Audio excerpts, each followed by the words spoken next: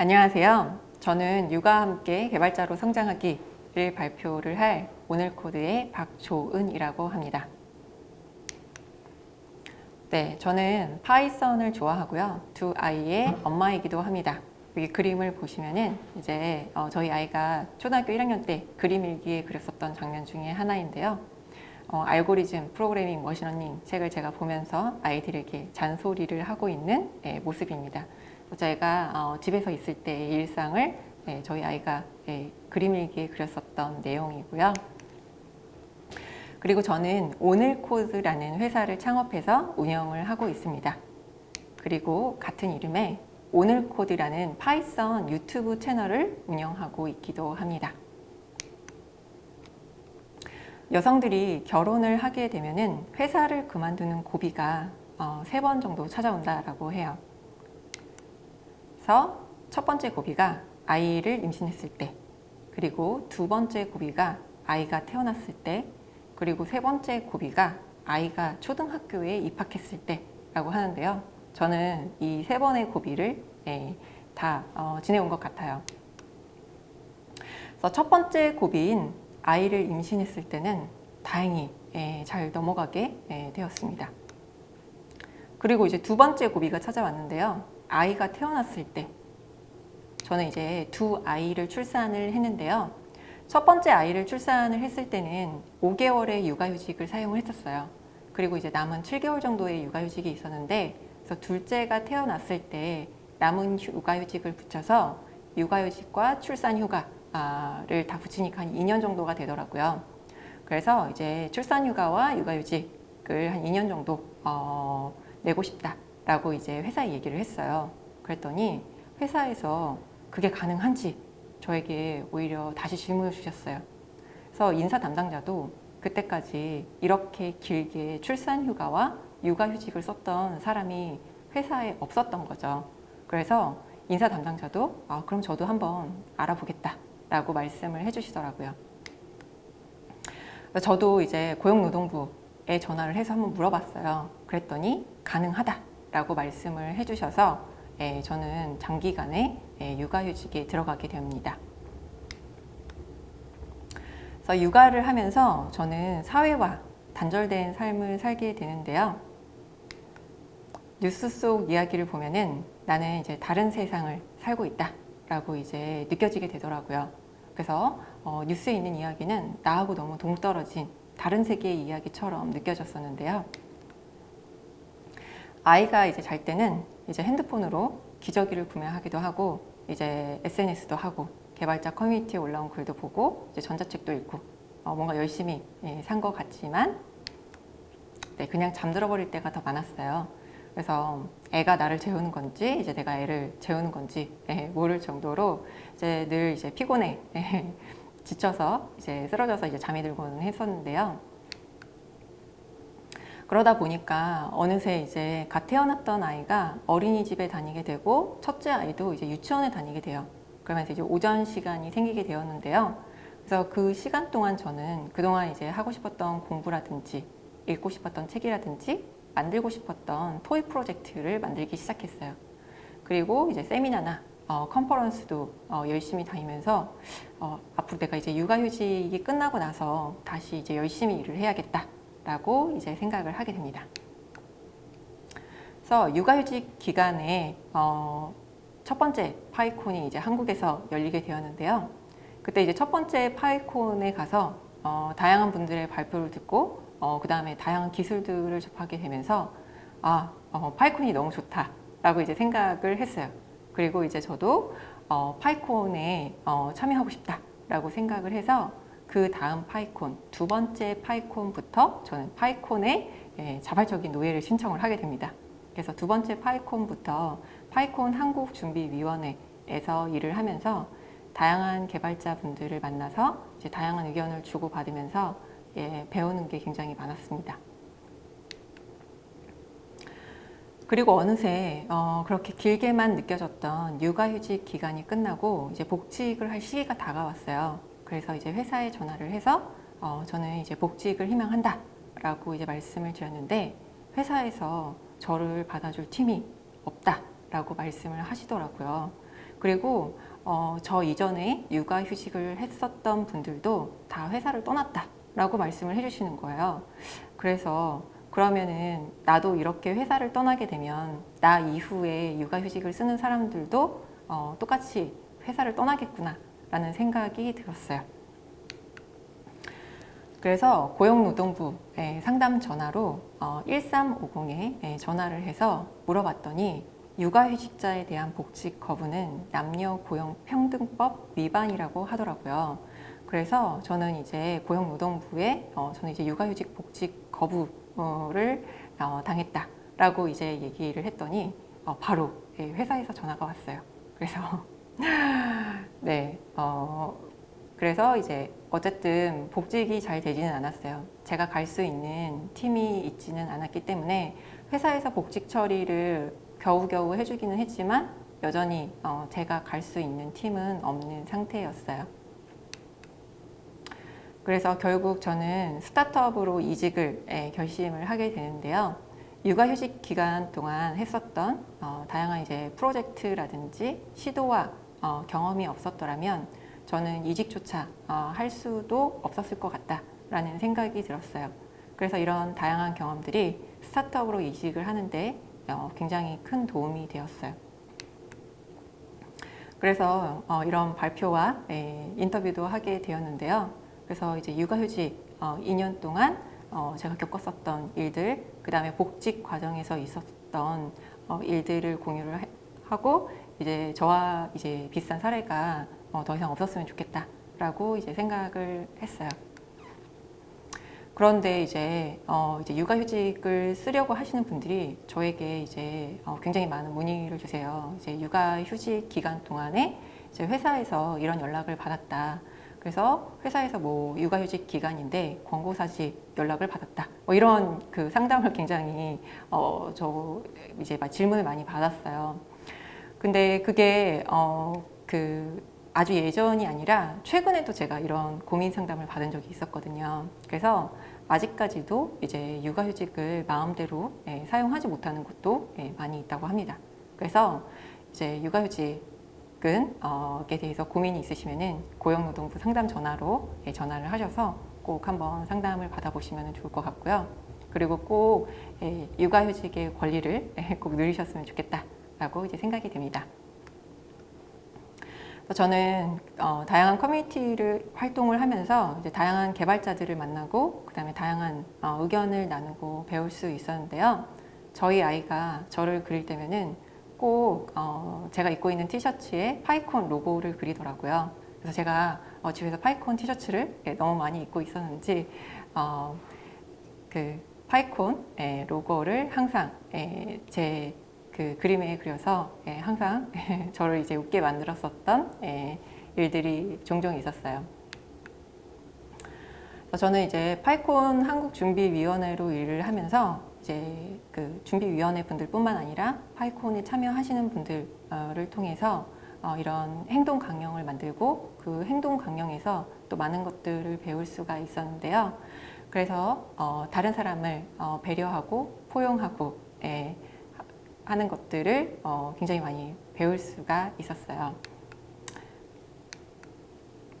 그래서 커뮤니티를 통해서 태도라든지 배려라든지 존중을 통해서 제가 성장하는 데 도움을 받을 수 있었고요. 그리고 이제 장고걸스 코치로도 활동을 하면서 이제 다른 사람에게 내가 알고 있는 지식을 어떻게 전달을 해야 되는지, 그 다음에 다른 사람이 어려워할 때 어떻게 도움을 주어야 하는지에 대해서 굉장히 많은 도움을 받을 수가 있었어요.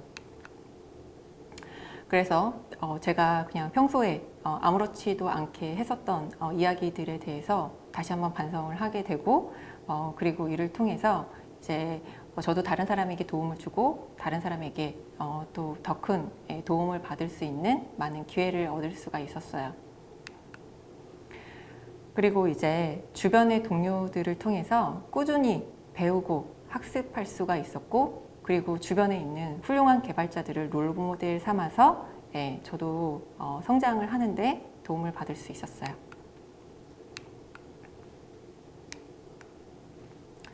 그러다가 저에게 세 번째 고비가 찾아왔어요. 아이가 이제 초등학교에 입학을 하게 되었는데요. 이제 얼마 전에 이제 어떤 분께서 공유해 주신 글을 보면서 이 글이 정말 제 얘기 같다라고 이제 생각이 되었어요. 그래서 되게 많은 사람들이 출산을 할 때 직장을 많이 그만두지만 그때는 순한 맛이고 이제 진짜 매운맛은 초등학교 입학과 함께 찾아온다. 그리고 코로나19와 함께 그 매운맛은 한층 더 강해졌다라는 이제 글이었는데요. 여기 글에 있는 내용들이 다 너무 제 얘기 같다라는 생각이 들었어요. 그래서 저는 이제 두 아이의 육아를 하면서 개발자로 일을 하면서 일도 제대로 못하고 육아도 제대로 못하는 것 같은 상황에 놓이고 그리고 굉장히 큰 열등감을 느끼게 되었어요. 그래서 이렇게 더 이상 살 수는 없겠다. 그리고 이제 아이가 초등학교 입학을 하게 되면서 저의 도움이 굉장히 많이 필요하게 되었어요. 그래서 첫 아이가 초등학교에 입학하면서 저는 회사를 그만두고 아이가 이제 초등학교 1학년일 때만 육아에 최대한 집중을 해야겠다라고 이제 생각을 하게 됩니다. 그런데 이렇게 전업으로 육아를 하게 되면은 또 다른 사회를 만나게 되더라고요. 기존에는 나를 중심으로 한 인간관계였다면 이제 회사를 그만두고 났더니 아이를 중심으로 한 인간관계로 제 주변이 바뀌게 되었어요. 그래서 처음에는 1년 정도만 육아에 집중하고 다시 이제 취업을 해야겠다라고 생각을 했는데 굉장히 불안한 마음이 들었어요. 왜냐하면 저는 이때가 처음 이제 공백을 가진 게 아니었기 때문에 그 전에도 육아휴직이라든지 출산휴가를 통해서 이제 갭이어를 보낸 적이 있기 때문에 이때도 이제 어떻게 제가 잘 넘길 수 있을까라고 고민이 많이 들었어요. 그래서 불안이 점점 커지고 내가 과연 다시 개발자로 일할 수 있을까라고 이제 생각을 하면서 잠 못 드는 밤이 계속 늘어나더라고요. 그래서 이제 어떻게 하면 좋을까라고 고민을 하다가 이제 깃허브에 1일 커밋이라도 해보자. 그 다음에 내가 배운 내용을 그냥 잘 정리해보자 라고 생각을 했어요. 그런데 이제 회사 다닐 때와는 다르게 그럴듯한 거를 이제 커밋하려고 하면은 커밋을 하기가 정말 너무 어려운 거예요. 그래서 별거 아닌 내용을 이제 꾸준히 커밋하자라고 생각을 했어요. 그래서 무엇이든지 뭐 예를 들어서 뭐 오타를 고친다든지 아니면은 뭐 코드에 주석을 추가한다든지 정말 별거 아닌 내용이라도 매일 꾸준히 커밋하는 거에 의의를 두고 1일 커밋을 계속 해오고 있고 어제도 했고 이제 오늘도 이제 1일 커밋을 할 예정입니다. 그래서 이렇게 별거 아닌 커밋 로그들을 남기다 보면은 이제 의미 있는 일도 할 수 있게 되지 않을까? 라고 생각을 했어요. 그래서 이제 혼자 이렇게 뭐 책도 보고 그다음에 뭐 토익 프로젝트도 해보고 하다 보니까 이제 다른 사람의 피드백이 있으면 참 좋겠다. 회사에 다닐 때는 주변에 좋은 동료들이 저에게 코드 리뷰를 해주게 되는데 이제 혼자서 누군가에게 이제 코드 리뷰를 부탁하기도 굉장히 어렵고 그리고 혼자 한다는 느낌이 굉장히 어딘가에 갇혀서 고립되어 있다라는 느낌을 많이 받았어요. 그래서 재미가 없어서 이제 벽 보고 얘기한다 라는 느낌으로 이제 유튜브 채널을 개설을 하게 됩니다. 그래서 유튜브 채널에 내가 오늘 배웠던 내용을 오늘 공유를 한다 라고 이제 생각을 하고 이제 자주 영상을 올려야겠다 라고 생각을 하고 오늘 코드라는 채널 이름을 지어서 이제 윌슨이다 라고 생각을 하면서 이제 유튜브 윌슨에게 제가 그날 배웠었던 내용들을 얘기를 해서 편집을 해서 올리게 됩니다. 그런데 유튜브 채널을 개설했는데 당연히 구독자도 없고 조회수도 낮고 그러니까 수익도 당연히 없었겠죠. 그런데도 저는 이 유튜브 채널을 굉장히 꾸준히 할 수 있었는데요. 왜냐하면은 지금까지 제가 했었던 방법 중에서 가장 잘 배울 수 있는 방법이었어요. 그래서 지금까지도 꾸준히 운영을 하고 있습니다. 그리고 저는 회사를 그만두고 나서 네이버 커넥트 재단의 부스트 코스라는 강좌의 코드 리뷰어로 활동을 했었는데요. 이때 다른 사람들의 강의에 대해서 코드가 이제 올라오게 되면은 그 코드 리뷰를 하면서 그 강좌를 만든 사람들이 굉장히 부럽게 느껴졌어요. 그래서 이 강의를 만드는 사람들 굉장히 부럽고 이런 사람들은 어떤 사람들일까? 라는 이제 생각을 하면서 이제 코드 리뷰를 했었는데요. 놀랍게도 그 후에 저는 부스 코스의 강좌를 4개를 만들어서 오픈을 하게 되었습니다. 그리고 다양한 온라인과 오프라인 강의를 하게 되었는데요. 매일매일 보잘것없는 코드를 1일 커밋하고 그리고 유튜브 채널에 그날 제가 배웠었던 내용들을 꾸준히 공유했었던 내용들을 모아서 이제 다양한 강좌들을 만들어서 올리게 됩니다. 그리고 2019년에는 인프런에서 가장 많이 수료한 유료 강의에 뽑히기도 했습니다. 그리고 회사를 다닐 때와는 다르게 저는 정말 다양한 도메인에 있는 분들에게 많은 연락을 받고 그리고 다양한 도메인의 기업에서 교육이라든지 협업 제안을 받고 다양한 프로젝트를 진행을 하게 됩니다. 그래서 현실적인 육아로 저는 어떻게 보면은 직업을 잃었다라고 볼 수도 있을 텐데요. 그래서 제가 이제 그날 배웠었던 내용들을 공유하고 배웠었던 내용들을 다른 사람들이 조금 더 쉽게 배울 수 있는 내용들을 컨텐츠로 만들어서 올렸더니 이제 정말 다양한 분야에서 협업이라든지 강의라든지 집필 제안을 많이 받게 되었어요. 그리고 또 놀랍게도 저의 수업을 들으셨던 분이 책을 또 쓰시게 되었어요.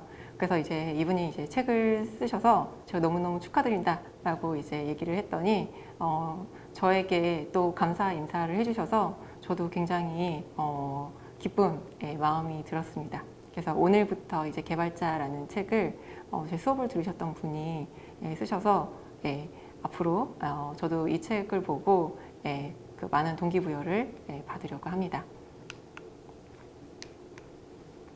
그래서 첫 아이가 초등학교에 입학하고 1년만 육아에 집중을 하려고 했었는데 어느새 저는 창업까지 하게 되었어요.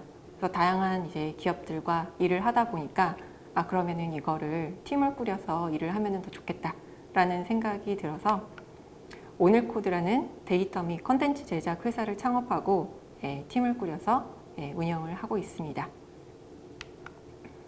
주변에 훌륭한 동료분들의 위로와 격려 덕분에 꾸준히 성장하고 그리고 지금까지 일을 할 수 있게 되었는데요.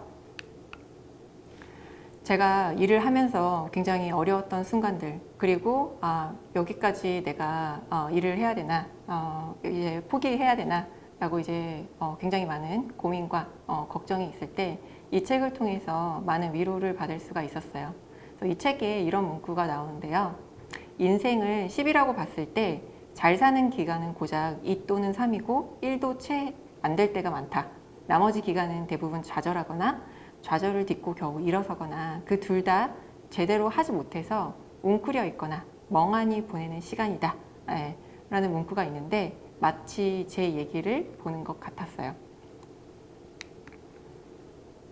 그래서 인생에 있어서 가장 소중한 것은 졌을 때의 얼굴을 지키는 일이라는 것을 이 책을 통해서 또 배울 수가 있었는데요. 저도 아이를 출산을 하고 그 다음에 육아휴직 기간을 거치고 그리고 또 회사를 그만두게 되면서 언제까지 내가 이 일을 할 수 있을까라고 계속 고민을 했었는데요. 매일 그냥 꾸준히 내가 했었던 일들을 계속 하고 싶다라는 마음 하나로 꾸준히 1일 커밋을 하고 내가 배웠었던 내용을 공유하고 나누고 그 과정에서 다양한 기회를 만날 수 있었어요. 그리고 저와 함께 일했었던 동료 개발자들이 또 많은 위로와 격려를 해주었어요. 그래서 지금까지 제가 일을 할 수 있게 되지 않았나라는 생각이 듭니다. 그래서 앞으로도 이제 오픈소스와 커뮤니티를 통해서 이제 나누고 배우고 성장하고 싶습니다. 네, 감사합니다.